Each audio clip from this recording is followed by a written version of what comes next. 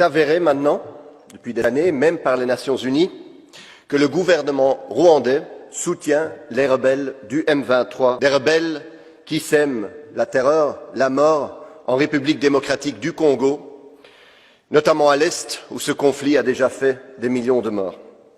Nous savons donc toute la responsabilité du gouvernement rwandais. Et alors, que fait l'Union européenne, que font les pays européens? On s'attendrait à des sanctions.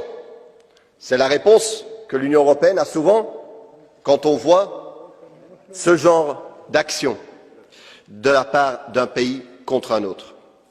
Mais non, non, les gouvernements européens décident aujourd'hui de renforcer leur coopération militaire avec le Rwanda. La France, notamment, annonce un renforcement de sa coopération militaire. L'Union européenne va donner 20 millions au Rwanda pour sa participation au Mozambique. Et les États-Unis, vous le savez, depuis longtemps, sont un partenaire très important du Rwanda.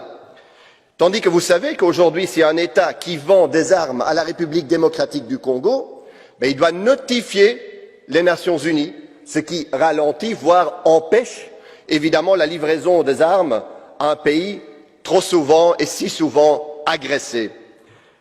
Cette politique, où on dit en mots, en paroles que nous respectons la souveraineté congolaise, mais en réalité notre politique l'entrave et la sape, est inacceptable. Il faut cesser ça tout de suite, parce que nous avons besoin, et les Congolais ont besoin de paix aujourd'hui.